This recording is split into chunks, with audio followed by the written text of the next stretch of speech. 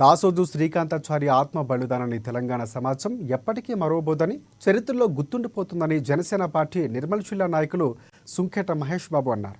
నిర్మల్ జిల్లా భైంసాపట్నంలో doctor line చౌరస్తా వద్ద శ్రీకాంతాచారి చిత్రపటానికి వారు పూలమాల వేసి ఘనమైన నివాళులర్పించారు.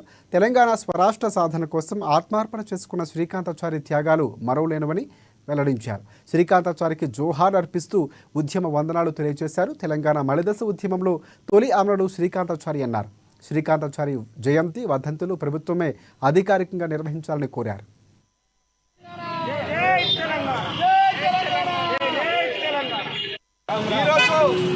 నిర్మల్ జిల్లా భైంసాపట్నంలో భైంసాపట్న బస్టాండ్ సమీపంలో అతి దగ్గరలో నాటి పొద్దున శ్రీకాంతాచారి తెలంగాణ మొట్టమొదటి అమరవీరుడు శ్రీకాంతాచారి వర్ధంతిని భైంసాపట్నంలో ఏదైతే మన శ్రీకాంతాచారి అడుగుజాడల్లో ఆశయాలను ముందుకు తీసుకెళ్లే విధంగా ఈరోజు భైంసాపట్నంలో ఆయనకు పూలమాలలు వేసి ఆయన వర్ధంతిని జరుపుకుంటున్నాం.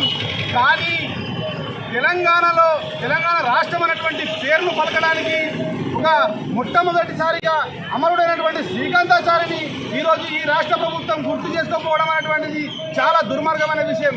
ఎందుకనంటే ఇతను బడుగు బలహీన వర్గాలకు చెందినటువంటి శ్రీకాంతాచారి ఈరోజు ఈయన అమరుడైనాడు.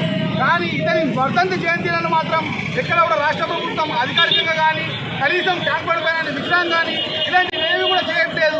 మరి అదేవిధంగా శ్రీకాంతాచారి కుటుంబానికి ఇప్పటి వరకు అనేక రూపాలుగా వాళ్ళకి హామీలు ఇచ్చారు, ఏదో చేస్తామని చెప్పారు. కానీ వాళ్ళ కుటుంబానికి ఇప్పటి వరకు ఎలాంటి కూడా సంక్షేమ పథకాలు కానీ కనీసం డబుల్ బెడ్రూమ్ కానీ మిగతా సంబంధించినటువంటి ఆర్థిక పరిస్థితులు కానీ ఏవి కూడా వాళ్ళకి ఏవి కూడా రాజకీయం సంబంధించినటువంటి కానీ ఏవి కూడా ఫలాలు వాళ్ళకి ఇప్పటివరకు అందలేని పరిస్థితులు కనబడుతూ ఉంది.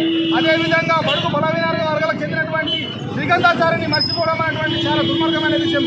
వెంటనే రాష్ట్ర ప్రభుత్వము కాంగ్రెస్